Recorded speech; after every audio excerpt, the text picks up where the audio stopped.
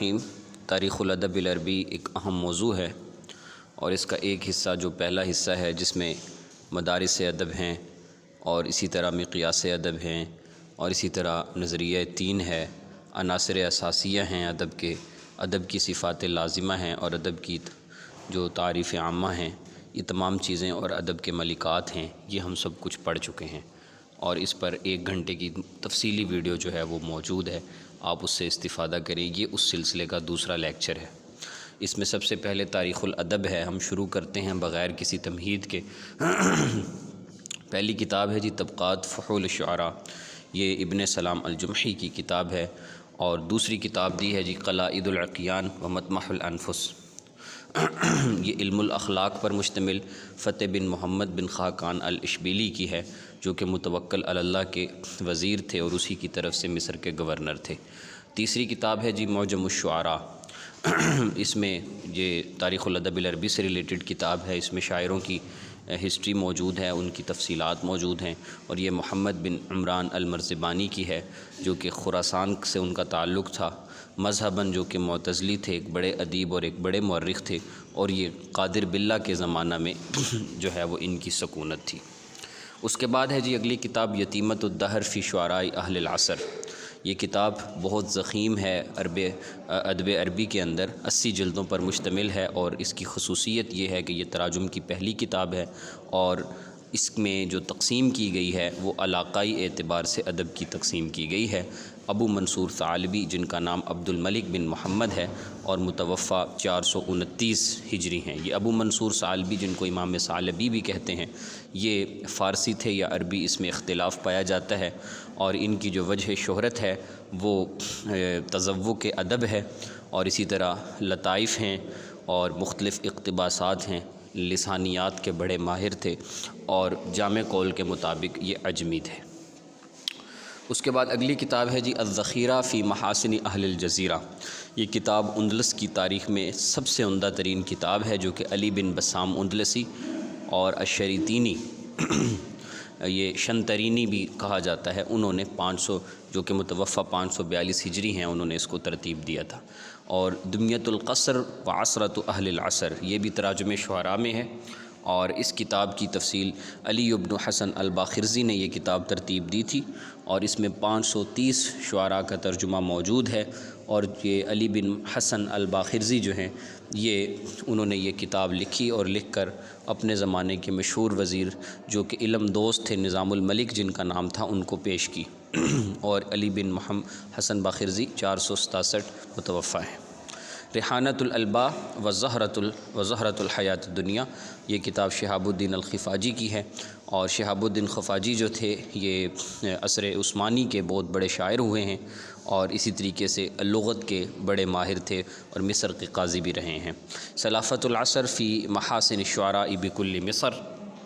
یہ کتاب ہے جی صدر الدین علی بن احمد الحسنی کی، جو کہ مشہور ہیں ابن معصوم المدنی کے نام سے۔ ابن معصوم مدنی جو ہیں یہ ان کا جو تعلق ہے وہ اوپر جا کر جو سلسلہ نسب ہے وہ اثنا عشری امام زید بن علی رضی اللہ تعالی عنہ کے ساتھ ان کا خاندان ملتا ہے۔ ان کی پیدائش مدینہ میں ہوئی تھی، اور یہ بھی عقیدتاً جو تھے وہ اثنا عشری اہل تشیع سے تعلق رکھتے تھے، اور زیادہ تر ان کا زمانہ ایران میں گزرا ہے۔ اس کے بعد ہے جی کہ جو سیاسی اعتبار سے ادب کی جو اقسام ہیں وہ 5 ہیں، ان میں ادب جاہلی، ادب اسلامی، ادب عباسی، ادب انحطاط اور ادب نہضہ ہے۔ اور ادب جاہلی جو ہے وہ کب شروع ہوا اور کب ختم، 475 میلادی سے لے کر 622 میلادی تک، عیسوی تک جو ہے یہ عصر جاہلی کہلاتا ہے، اور ادب اسلامی جاہلی کہلاتا ہے۔ ادب اسلامی جو ہے وہ 1 ہجری سے لے کے 132 ہجری تک یہ سارا ادب اسلامی کہلاتا ہے، اور ادب عباسی جو ہے وہ 132 سے لے کے 656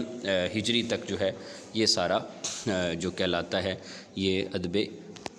عباسی کہلاتا ہے۔ اور پھر اگر ادب اندلس کی بات کی جائے تو اس کا جو زمانہ ہے وہ 91 ہجری سے لے کے 897 ہجری تک جو ہے یہ ادب اندلس ہے، یہ اندلس کا زمانہ جو ہے وہ یہ کہلاتا ہے۔ اور اسی طرح جو ادب انحطاط ہے، جی ابھی ہم نے ادب عباسی کی بات کی 45 نمبر سوال میں، تو ادب عباسی 656 ہجری میں جب ختم ہوتا ہے تو اس کے بعد سلطنت عثمانیہ کا دور شروع ہوتا ہے، جو کہ 698 ہجری سے شروع ہوتا ہے اور 1239 ہجری تک جاتا ہے۔ ہجری لحاظ سے میں بات کر رہا ہوں، عیسوی لحاظ سے نہیں کر رہا۔ اور پھر ادب اندلس جو درمیان میں ہے وہ 91 ہجری سے لے کے 897 ہجری تک جاتا ہے۔ ادب انحطاط 656 ہجری سے شروع ہوا اور 1220 ہجری پہ آ کے ختم ہوا۔ ادب انحطاط 656 یعنی 1258 جب ہلاکو خان کا بغداد پہ حملہ ہو جاتا ہے، اور 1220 یعنی 1805 عیسوی یعنی 1797 یعنی جب 1798 کے اندر نپولین بوناپارٹ جب حملہ کرتا ہے مصر پر، اس کے بعد مصر میں ایک مزاحمتی سلسلہ شروع ہوتا ہے جو کہ 6 سال یا 7 سال پر مشتمل ہے، اور جب باقاعدہ طور پر جو ہے وہ پاشا فیملی جو ہے، محمد علی پاشا جو ہے، جب وہ پسپا کر دیتے ہیں ان کے تمام حملوں کو اور فرانس کی فوجوں کو بے دخل کرتے ہیں مصر سے، تو وہاں سے جو ہے وہ پھر ایک نئے دور کا آغاز ہو رہا ہے۔ اس لحاظ سے دیکھا جائے تو ادب انحطاط 1805 تک جا رہا ہے، اور ادب جدید جو ہے وہ 1213 یعنی 1798 جب نپولین کا حملہ شروع ہوا تب سے شروع ہو گیا، اور 1318 ہجری تک جا رہا ہے، یعنی 1900 تک جا رہا ہے۔ اب تھوڑا سا فرق ہے کہ ادب انحطاط 1805 میں ختم ہو رہا ہے، کیونکہ درمیان کے 7 سال بھی انحطاط کے ہیں، لیکن اس اعتبار سے دیکھا جائے کہ ادب جدید جو ہے وہ نپولین بوناپارٹ کے حملے سے شروع ہوا، ورنہ عرب کہاں مطابع سے واقف ہوتے، کہاں ناولوں سے، ڈراموں سے، قصص قصیرہ سے، فلموں سے اور ان چیزوں سے وہ کہاں واقف ہوتے، جدید ادب سے وہ کبھی بھی نہ ہوتے اگر باہر کی قومیں ان پہ حملہ آور نہ ہوتی۔ اس لحاظ سے دیکھا جائے تو ادب جدید جو ہے وہ 1213 ہجری سے ہی شروع ہو جاتا ہے۔ اور اس کے بعد ہے جی کہ بماذا سمی العہد بعد القرن الخامس للمیلاد الی 622 میلادی تک جو ہے وہ 5ویں صدی عیسوی سے لے کر جو 622 میلادی تک کا جو زمانہ ہے وہ عصر جاہلی ثانی کہلاتا ہے۔ عصر جاہلی 2 حصوں پر مشتمل ہے، اور عصر جاہلی ثانی یہ والا زمانہ کہلاتا ہے۔ اور عصر نہضہ جو ہے وہ کب سے شروع ہوا؟ عصر نہضہ کب سے شروع ہوا؟ تو عصر نہضہ جو ہے وہ 1220، جیسے میں تفصیل عرض کر چکا ہوں کہ جب محمد علی پاشا نے اقتدار سنبھالا اس وقت سے عصر نہضہ شروع ہوا، 1220 یعنی کہ 1805 عیسوی۔ اور جو عصر نہضہ کا پہلا جو والی ہے، پہلا جو باقاعدہ گورنر ہے، جو حکمران ہے، وہ محمد علی پاشا ہے۔ 1805 میں اس نے اقتدار سنبھالا تھا، اور 1848 تک پاشا فیملی مصر پہ حکومت کرتی رہی۔ اور کس کے زمانے میں ادب کا جو موضوع تھا وہ حیوانات کے اوصاف، نباتات یعنی پودوں کے اوصاف اور صحرا کے احوال ہوتے تھے، تو یہ عصر جاہلی میں ایسا ہوتا تھا۔ اور کس زمانے میں موضوعات جو تھے ادب کے وہ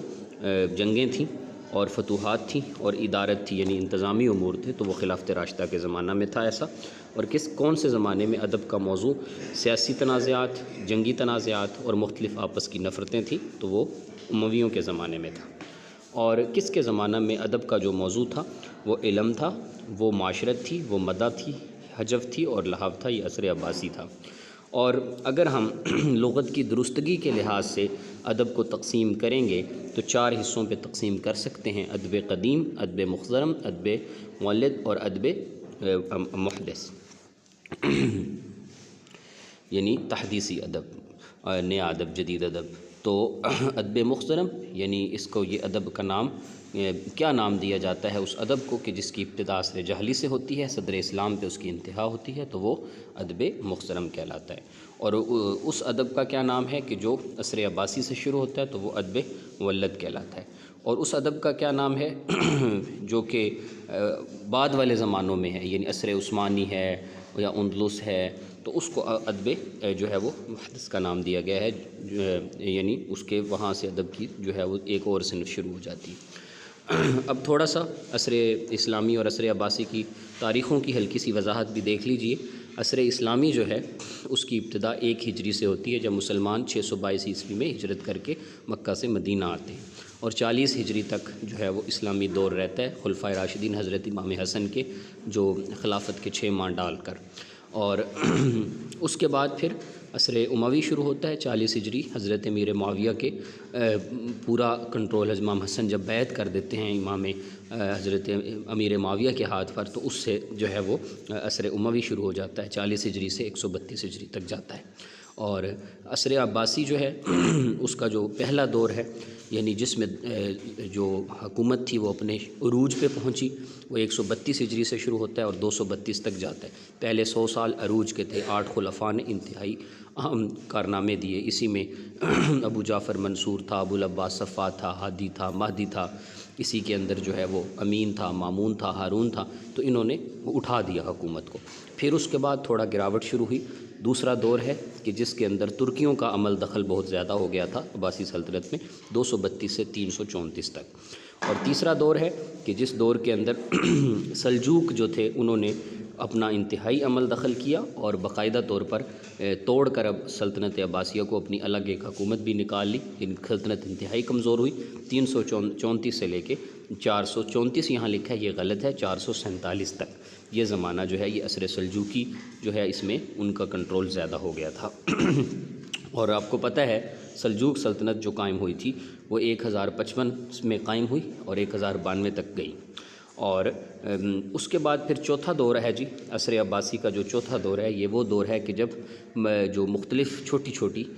جو مملوک تھے، جو ان کے انہی عباسیوں کے جو آگے غلام تھے یا ان کے اپنے جرنیل تیار کیے ہوئے تھے، انہوں نے مختلف حکومتیں قائم کی، جیسے مصر کی مملوکی حکومت تھی اور کئی خطوں کی نشاپور کی مملوکی حکومت، یہ حکومتیں قائم ہوتی رہیں۔ تو یہ دور جو ہے یہ 447 سے شروع ہو کے 656 تک جاتا ہے، یعنی سائڈوں پہ ساری حکومتیں چھوٹی چھوٹی بن گئیں، مرکز کمزور ہو گیا، جس کی وجہ سے ہلاکو خان نے